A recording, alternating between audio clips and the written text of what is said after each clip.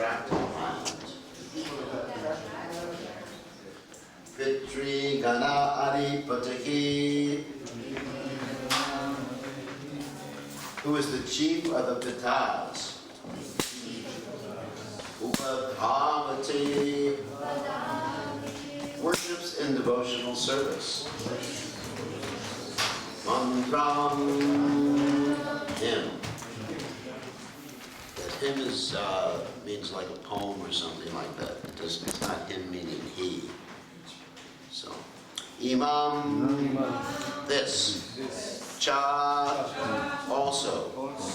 Anujapati, chants. Translation.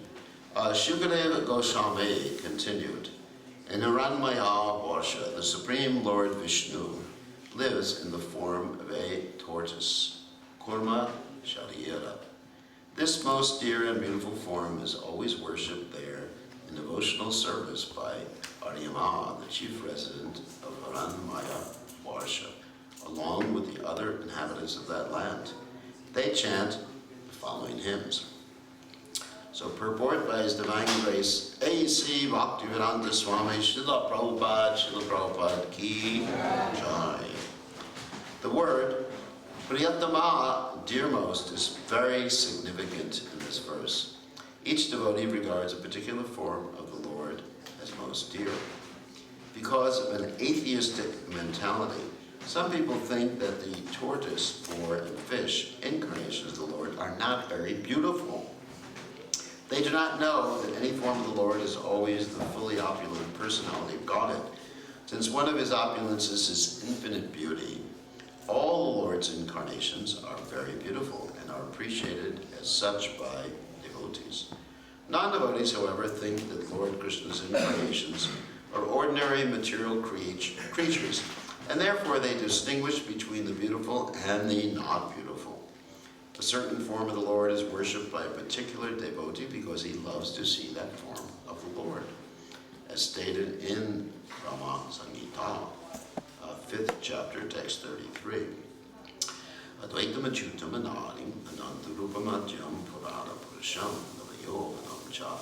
The very beautiful form of the Lord is always youthful. Sincere servants of a particular form of the Lord always see that form as very beautiful, and thus they engage in constant devotional service to him. So, again, the verse, Hiranmayepi Bhagavan Nivasati Kurma Tanu Ibranastasya Tat Priyatavam Tanum Marayama Sahavarsha Purushaya Pitri Ganadi Patahir Upadavati Mantram Imam Janujapati. So, Om Gana Tivinadasha Gananjana Shlakaya Chakshurun Meditam Yena Tasmai Shigurveda Maha. So here Prabhupada makes reference to impersonalists, Mayavadis, who think that the Lord's form is either ugly or an illusion. And it reminds me of one time I was going to Tirumala. There's Tirupati, which is the city below the hill, and Tirumala, which is the city above the hill where Balaji resides. So I was going up the hill. Many interesting things going up the hill. But as far as this class is concerned, there are different incarnations of the Lord depicted in big, big murtis or deities as you're going up the hill. Anyone's walked up the hill? Yeah. Oh, you did the bus? Yeah, so I was doing a competition with my godbrother who could get up there first. Kavi Chandramara, so we were just racing up the hill. So anyway, it was fun. So they were explaining it in a very, let's say, impersonal way, or a way that was not so pleasing. They were saying, well, the Lord undergoes a series of evolutionary steps. You know, first he's a fish. He evolves. Yeah, he evolves. That's how they were explained. I said, actually, that was how it was written there too. That the Lord is evolving.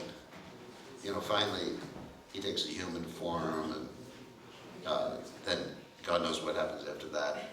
Evolution. evolution, maybe, of course, according to the modern science, the next stage of evolution is artificial intelligence, where the computers take over for the human being. So then there'll be according to them, there'd be a form of the Lord as a computer.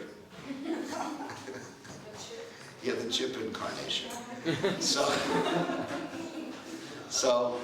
of course, I was very disturbed to hear this particular explanation, because we know the actual explanation that the Lord appears in these various forms. I mean, he has his, what's called esoteric and exoteric reasons for appearing in these different forms. Exoteric means, you know, what we hear about normally, Paritranaya, Sadhanam, Vinashaya, Jadushkritam. He comes to establish religious principles, annihilate the miscreants, and protect the devotees.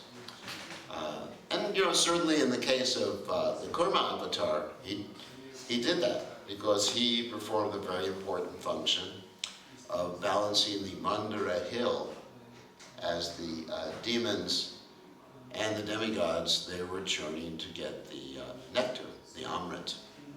So that's exoteric.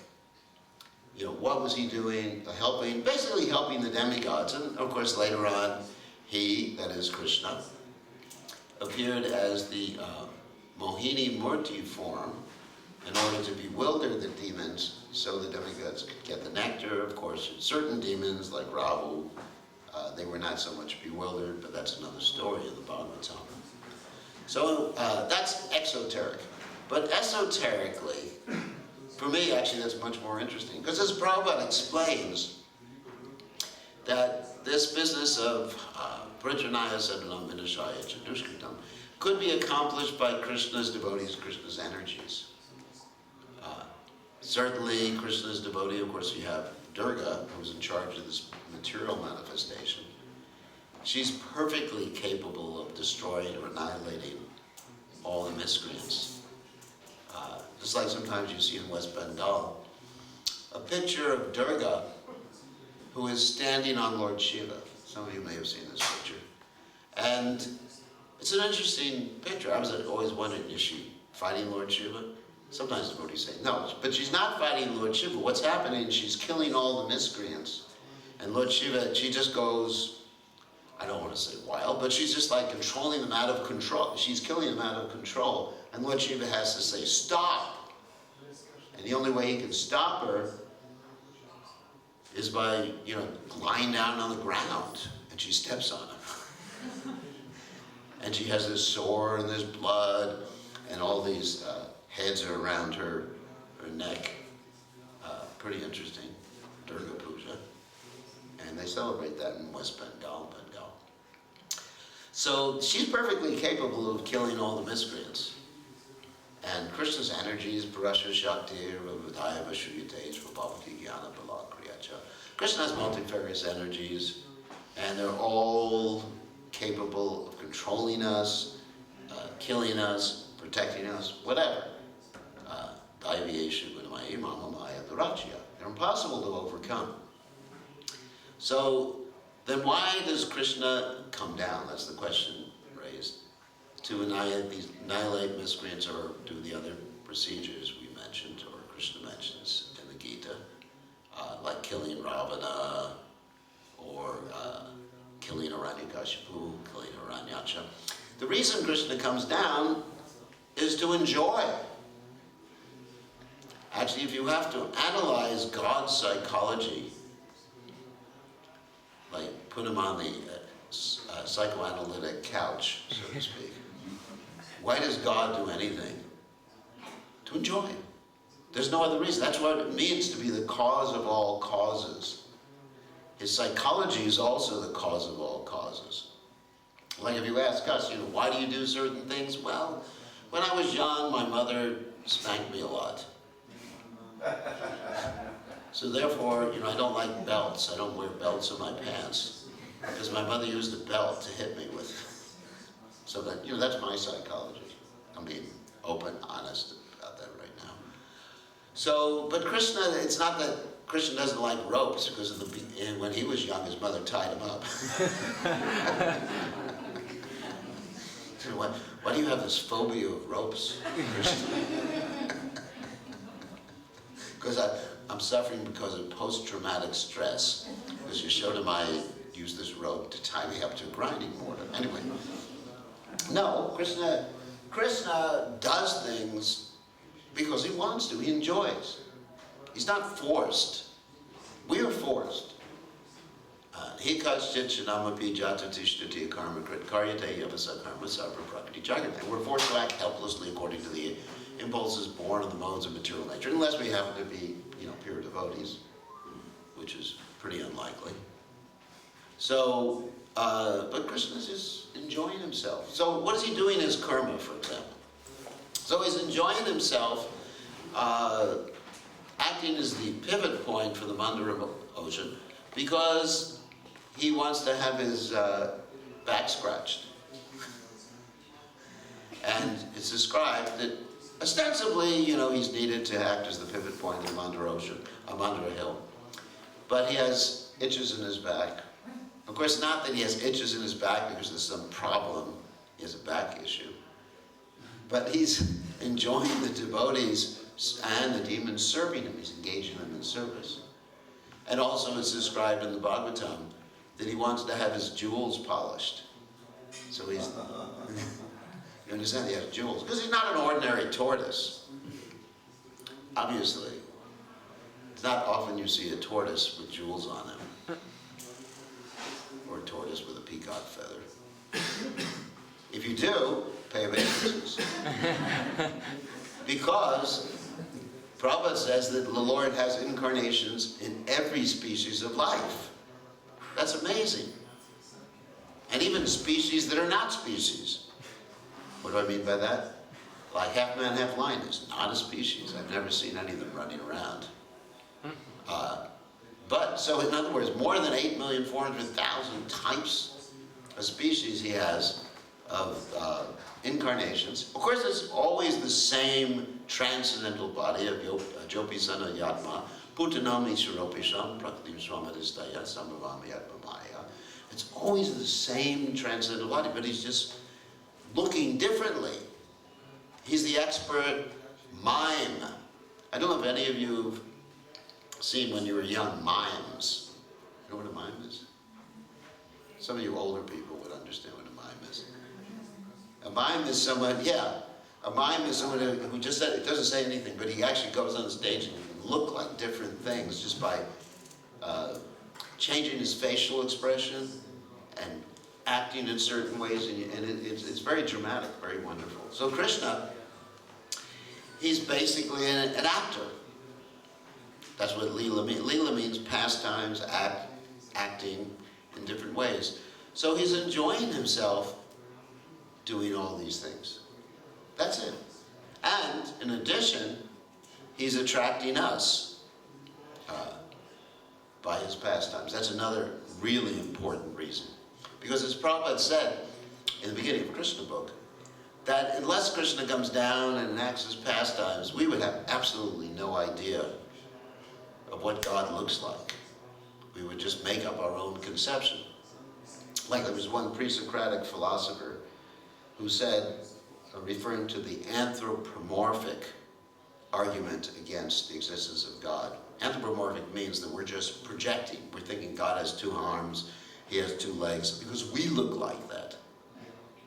And so he said, he was arguing against the existence, arguing against people's projection of their idea of God. He said, if horses had God, he would look like a horse. And if people in Africa had God, he'd be black. Of course, our God is black too. Sometimes you find people in America, like the black people come to the temple and say, this is really nice, black God with a white girlfriend. Fantastic, This is the religion I've always been looking for. That happens in America quite often, actually. Interracial marriage. So generally, people do project their conception. I mean, I'll give you an example in another religious tradition, how they do. For example, you have Lord Jesus Christ, who is Shaktavesh avatar, And generally, in Europe, they depict Jesus Christ as being blonde hair and blue eyes, right? Because that's the standard of beauty in Europe. And in Africa, they depict Jesus Christ as being black. And actually, Jesus Christ, I hate to tell you, he was Middle Eastern. So he had like olive skin. You know, he was born. I know his father was God, so. But that helps. You know, but actually, the sons take after the mother, not like Prabhupada said, not after the father. So he was Middle Eastern complexion, you know, curly hair, Middle Eastern complexion. I mean, that's admitted by even the anthropologists. We're all sons of God. Yeah, no, we're all sons of God. I understand that. He's special. So, in any case, people do project their particular, let's say, sociological or racial situation upon God, and therefore they come up with all these different conceptions. So Prabhupada said that Krishna appears to destroy like the iconoclastic, let's say, speculation that one may have about the existence or the nature of God. And so we can actually understand what God looks like. And we become attracted to Him. Once we understand God, as, you know, as devotees often say, to know God is to love God. And if you don't know someone, you can't love them. So He displays these amazing pastimes on this earth planet. And so we hear about them and we just become so attracted. I remember one of the things that attracted me to the Krishna consciousness movement, apart from the dhotis, that didn't attract me. And the bald heads. I mean, this was in the 1960s, so that was definitely not attractive. Was reading about Krishna. One of the first books I got was the Krishna book. And in the Krishna book, I just read about some little blue boy who was feeding butter to the monkeys. And it was so attractive, hearing about, you know, the Supreme Personality of God and feeding butter to the monkeys. I couldn't even get that vision out of my head. I thought I was going crazy after I read the book. Because at night I was thinking someone's stealing butter and feeding it to monkeys. I mean, I've basically never seen a monkey in my life except in the zoo. Nowadays you go to Vrindavan, you see the monkeys all over the place. And the human beings run free. So, it was so attractive. So naturally we see the form of the deity, and of course the statement is, if you at all desire to enjoy society, friendship, and love, we don't talk about this in marriages. If you all, that's the last thing you want to talk about. If you all desire to enjoy society, friendship, and love, don't go to see Krishna who's playing the flute on the banks of the Ljubljana. Because if you do see him, then it's going to be hard to be romantic with your wife anymore. It's hard to say. Just like that story, Ramanujacharya's story, interesting story. That Ramanujacharya was preaching to one gentleman named Dhanur Das, who was so attracted to his girlfriend that he was doing a Rathayatra for his girlfriend. He was walking backwards, fanning his girlfriend, holding an umbrella over her head, just like Rathayatra. You know, Shri girlfriend, Charana Padma, Kevala Bhakti. But he was going backwards. And Ramanujacharya said, you know, please come here, I want to speak to you. Of course, the brahmacharis were all making fun of him. And the Ramanujacharya said, don't make fun. He said, so why are you so attracted? Why are you doing this with her? And this gentleman said, she has beautiful eyes. And Ramanujacharya said, if I could show you someone with more beautiful eyes, would you like that? And this gentleman, Dhanur Das, he said, yeah. And he was thinking, where's that girl with more beautiful eyes? Wow. Let's go for it. So that Ramanujacharya took him to see the deities that evening. And he took a look at the deity, Sri Rangam, Lord Ranganath, and he said, wow, goodness, he has beautiful eyes. And so, but he still got married. He got married. Ramanujacharya arranged that he got married to his girlfriend. But after that, the story goes that he was so renounced, even being married, that when the brahmacharya stole the jewelry from his girlfriend, from his wife at that particular point, he chastised his wife for not giving them all the jewelry. I mean, it's a whole story. I'm not going to tell right now. And the wife was trying to give all the jewelry, but she turned over when she was sleeping. Anyway, so they became so renounced by seeing the deity that they were married, and their romance was with Krishna rather than with each other. Pretty nice, isn't it? Just like yesterday, you had the marriage, look at her eyes. You will fall in love. You are in love. Yes, I'm in love. So I don't speak like this in marriages, okay? So, just afterwards. So, Radhe Shyam. So anyway, so that's why Krishna appears. And we can have the deities made in the form of Krishna. And actually there's deities of Kurma too. It's an interesting story. There's a place called Kurma. Anybody here been to Kurma? You've been to Kurma? Very wonderful place. Beautiful ancient temple south of Jagannath Puri. And they have a deity, a self-manifested deity of Kurma there. And they also have a little garden where they take care of tortoises. Very nice.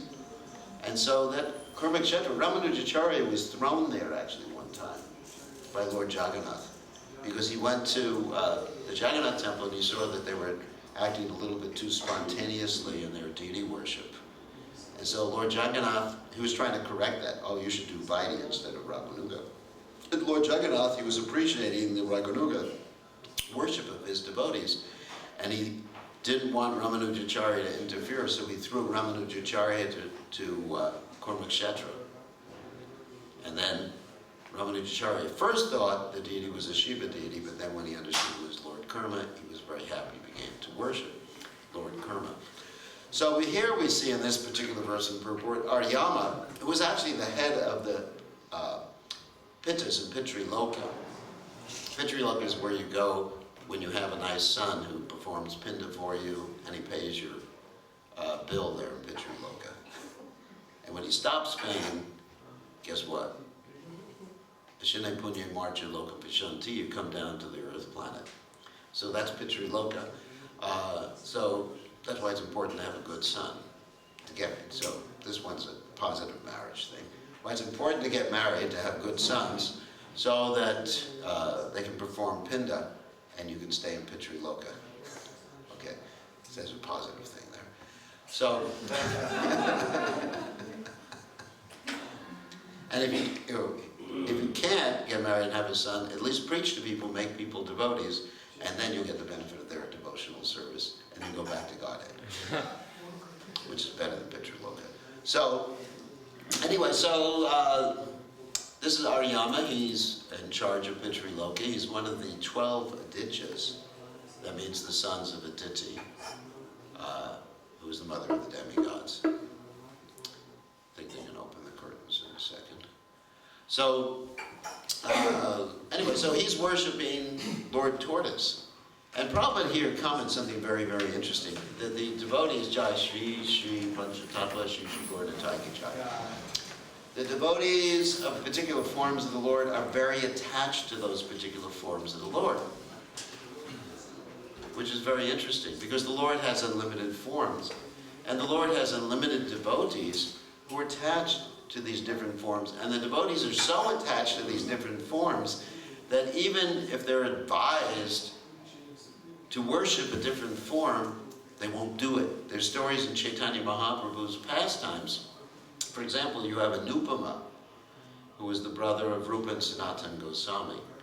And Rupa and Sanatana Goswami, they're worshippers of Radha and Krishna.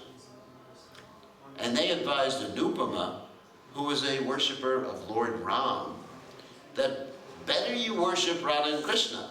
What is it? Eti Changsa Kalak Pumsa. Krishnastu Bhagavan Swayam. That all the different incarnations are expansions, portions, or plenary portions of Krishna. So why not worship Krishna? So they even gave Anupama, who was a devotee of Lord Ram, the Hare Krishna mantra to chant. And he tried, but he couldn't take his mind off of the lotus feet of Lord Ram. He was crying all night. He was trying to chant Hare Krishna. I mean, don't imitate that. Say, I can't chant Hare Krishna because I'm just chanting Ram Ram all night. I mean, these are special personalities. We are not on that level. I mean, these are special, eternally liberated associates of a particular form of the Lord. So he tried, and he wasn't able to do it. Same thing happened with Murari Gupta. The Lord Chaitanya Mahaprabhu went to Murari Gupta, who happens to be an incarnation of Hanuman. And he said, worship Krishna instead of Ram. And he couldn't do it. Murari Gupta said, I've sold my feet at the head of Lord Raghunath, who is Lord Ram. Raghunath means the Lord of the Raghu dynasty, like Raghupati Raghava Rajaram, Patita Pavana Sitaram. So, and then Lord Chaitanya praised him. He said, how glorious is the servant who never neglects, forgets his master. And how glorious is the master who never neglects, forgets his servant. Of course, this is the reciprocal relationship that devotees have with specific forms of the Lord. In the Bhagavatam, the statement is a very wonderful statement Krishna is making. Let's see if I remember the Sanskrit. Sadhavo hridiyam mayam sadhanam hridiyam tvaham madanyat tena janati naham tevyo munagapi. Krishna says that because the devotees have me in their hearts, I reciprocate, I'm paraphrasing the verse, I reciprocate by having them in my heart. That's pretty interesting, isn't it? That if you keep Krishna in your heart, Krishna will be meditating on you. Wow. That's pretty interesting. Of course, that's one of the qualities of pure devotional service. It's the only means of attracting Krishna, controlling Krishna. So anyway, so sadhavo hridiyam mayam sadhanam hridiyam tvaham. The sadhus are in my heart, Krishna says. And then he says, madanyat tena janati. Because they do not know, anyat, anyone else other than me as theirs. I do not know anyone else other than them as mine. Wow. I mean, that's really reciprocation. That's loving exchange. That's the love that we're all looking for. That eternal reciprocation with Krishna in that way. And one is so dedicated. One final story before I take questions. One is so dedicated. Let's tell a story from the Brihad Bhagavatamrita that illustrates the dedication of a devotee for his particular form of the Supreme Personality of Godhead. This is the story of, again, of Hanuman. So, once upon a time, Hanuman was there in Kim Purusha Loka. Of course, Hanuman is asked to stay in this material world as long as the glories of Lord Ram are chanted, and that's a long time. All the other residents, practically of Ayodhya, they went back to the spiritual world with Lord Ram. So he's worshipping deities of Sita and Ram in the Kimpurusha Loka. Kimpurusha means, is it a human being? So Hanuman is basically a Kimpurusha. He's not a monkey. Although there's certain features that are similar. Simian, that means monkey-like features. So once upon a time, Krishna was in Dwarka. And Krishna, he wanted to see Hanuman. So he sent a message with Garuda, the bird carrier, the Supreme Personality of Godhead. He said, Garuda, tell Hanuman to come and see me. So Garuda goes, And he says, Hanuman, Krishna wants to see you. Now, Hanuman knows that Ram and Krishna are the same person, Advaita Chuta, Anadi Radhata Rupamadhyam Purana, Purisham Navyovanam. He knows that they're the same person. But Hanuman says, no, not unless Lord Raghunath tells me directly to come. I'm not coming. That's it. I'm staying here in Kimpurusha Loka. So Guru basically says to Hanuman, you're coming whether you like it or not. Because Guru is quite strong. You know, sometimes the story in the Mahabharata, he eats elephants, you know, and giant tortoises. So he's quite strong, and he gets proud. One time he was so proud that he told Lord Vishnu that you need me to go anywhere. And Lord Vishnu said, all right. He put his arm on Garuda and said, all right, if I need you to fly, bird. And he basically almost crushed Garuda. Garuda had to apologize. So what happened is that Hanuman he sort of, I guess he flicked his tail at Garuda. And Garuda had to go flying back, you know, literally doing some somersaults all the way back to Krishna, Dwarka. And then Krishna in Dwarka, he said, well, I really want to see Hanuman. I guess the only way I can see him is if Lord Ram calls him. So Krishna then manifests, and this also proves that all the forms of the Lord, they're the same person. It's not different persons. The same person, same transcendental body. Krishna manifested himself as Ram at that particular point.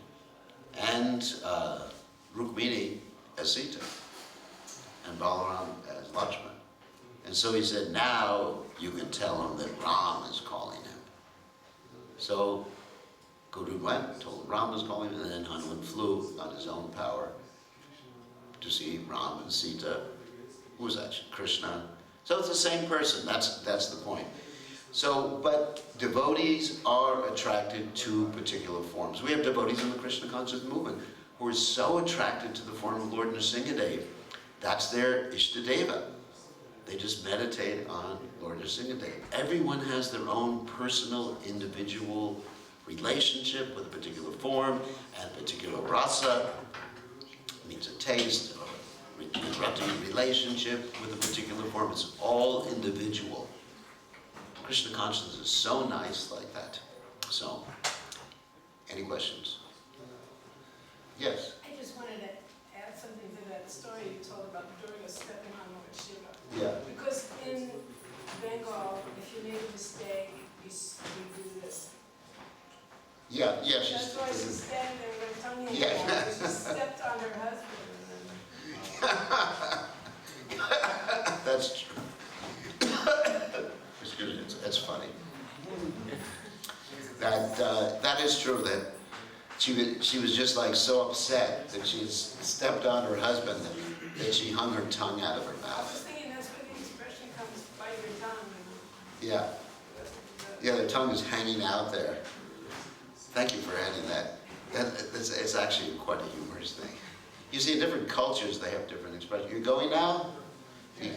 Okay, have a safe trip. So, we enjoy their association. Wonderful associate, wonderful devotees.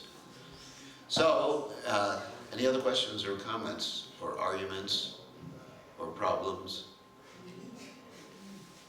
Anyone want to be a devotee of Matsya Avatar, or other avatars? I mean, there's an avatar in every species of life. It's so cool, isn't it? I mean, Krishna is an amazingly cool person. I mean, every species, like an amoeba incarnation. So if you look into your microscope, you see an amoeba with a peacock feather. Offer him whatever amoebas eat, you know, I don't know. I mean, it's just, God is so amazing. He's so playful. Like when we were young, we would put on different guises, you know, of course not as half man, half lions or anything. But, you know, different costumes, we play different things. Krishna's ever youthful. Ever youthful, like Prabhupada comments here, Krishna's ever youthful. That doesn't mean only he looks youthful, he acts youthful. When you're young, you do so many funny things, tricky things, playful things. And when you get old, it's downhill from there. What do they say? After 16, it's all downhill. I can tell you that from personal experience. Like Prabhupada commented, yeah, when the devotees were swimming one time, he said, when I was young, I was jumping and enjoying like that.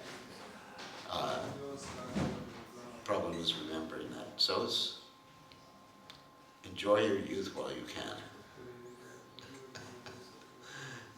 Actually, you should enjoy your youth by serving Krishna enthusiastically with your youthful energy. Whatever energy you have. I mean, we had, you know, those of us who used to be young, which is everybody in this body. It's hard to believe. I mean, there's pictures of me as a baby even. So, I mean, my mother even worships my shoes, my bronze shoes, so as baby shoes. So, when you're young, you have so much energy. You use it in Krishna's service. You read these biographies of the devotees who were serving Krishna so nicely when they were young. So much energy. We mentioned Shamasundar's biography, you know, how much energy they had for serving Krishna. And like my dear godbrother Vijayananda Maharaj went to South America, basically opened up the whole continent to Krishna consciousness in like 2 years. It was amazing what these devotees did. So that you young people, you have so much potential to carry out the vision of Prabhupada's movement, which is a revolution in the misdirected lives of an impious civilization. So, any other questions yes, or comments? Sure. Yeah. I have a question. Is worshipping Panchatattva, like, can you be just a worshipper of Panchatattva? Is there also like Just a worshiper? That's pretty. yeah, I mean, like that. Yes. Yes. Lord Chaitanya, Sri Krishna Chaitanya, Radha Krishna, he's Krishna in the, everything is revealed in Panchatattva. Everything is there. Because you have Krishna in the mood of Radharani, you have Radharani as Gadadhar Pandit Goswami, you have Lord Nityananda, Balaram Hoylandatai, you have Narada Muni there. I mean, who else do you want?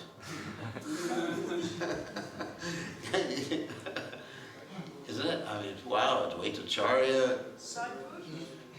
Sadhus, yeah. The six-armed form of the Lord. I mean, you have everything there. You can understand Radha Krishna. Eno Nitai Vinay Bhai Radha Krishna Poite Nai. Without the mercy of Lord Nityananda, no one can understand Radha and Krishna. You have the 6 Goswamis of Vrindavan. Actually, it's stated that in order to become free from anarthas, one approaches Lord Nityananda, who is manifest as the spiritual master. Then when you get the mercy of Lord Nityananda, then you can approach Lord Chaitanya to come to the ecstatic platform. Then, when you become qualified, you're going to approach the 6 Goswamis of Vrindavan to understand the conjugal love of Radha and Krishna. So Chaitanya Mahaprabhu's appearance is to bring us to the point of understanding Radha and Krishna.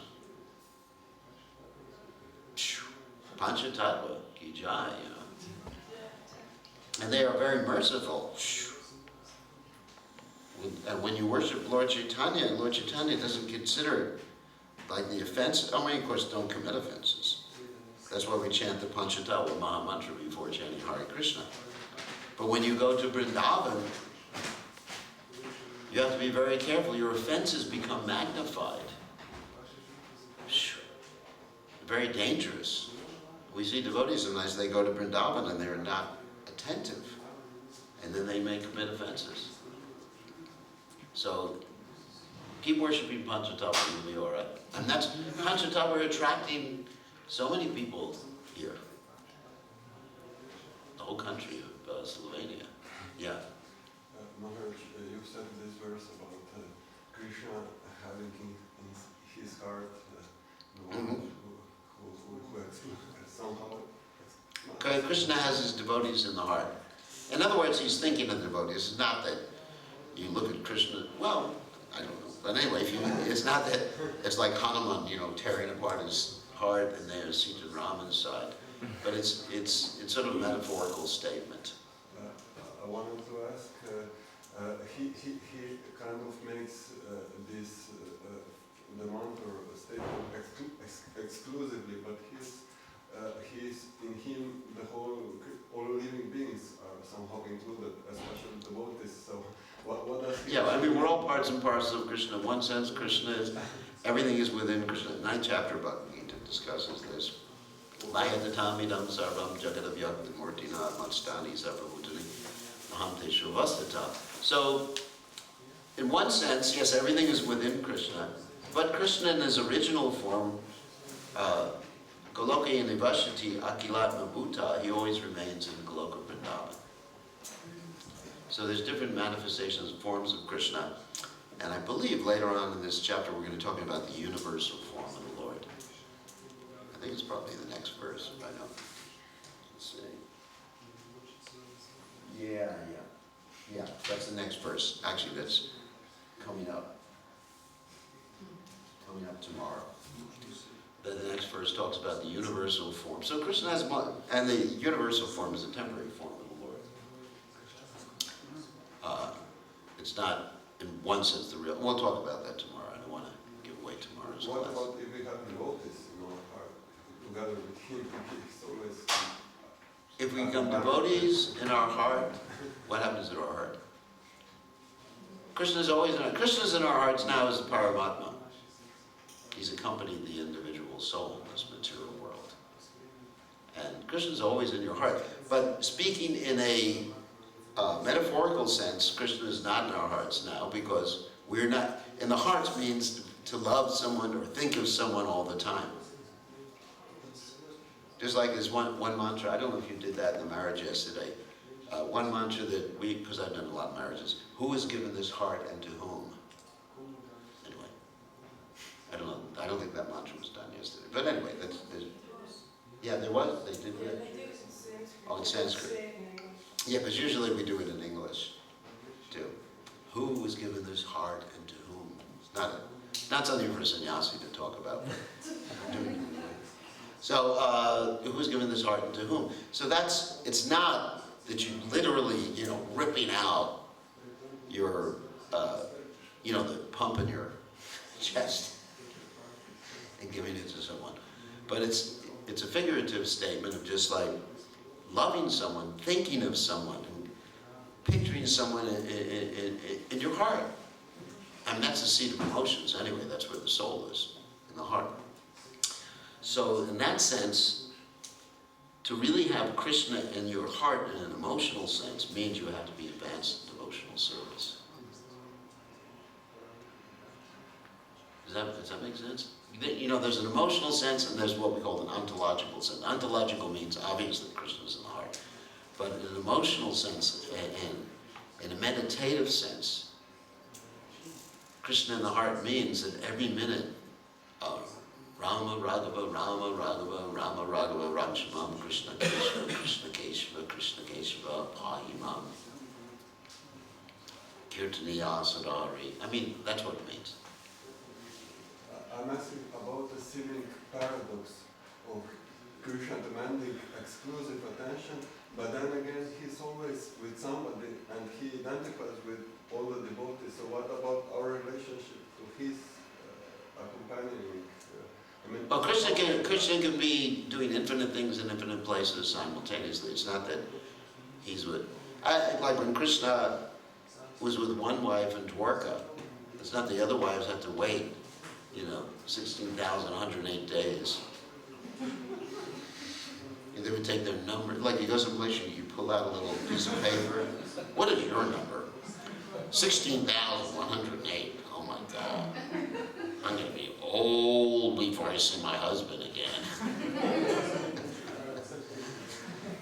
Krishna could be in every house simultaneously doing different things with the children. I mean, that's when Narada Muni went around, he saw that happening.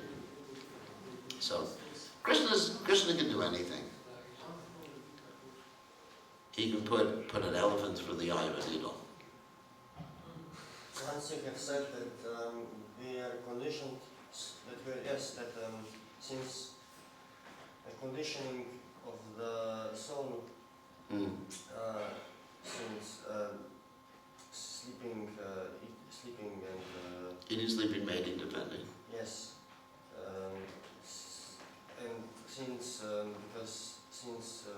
those things combining with the devotional service is the question. Yes. Oh, how to combine our conditioning with devotional service? That's called varnashram. We understand we have a specific nature, and we engage Krishna in Krishna consciousness according to our nature. That's the example Arjuna gives us in the Gita. We're Brahman, Kshatriya. That's our conditioned nature. Brahman, Kshatriya, Vaishya, Shudra, and we just do it for Krishna. Whatever you're doing, whatever your nature. Not anything you're doing, but whatever you're doing according to the varnashram system, we engage in Krishna service. That's easy. If we like managing, like Ananta likes to manage, right?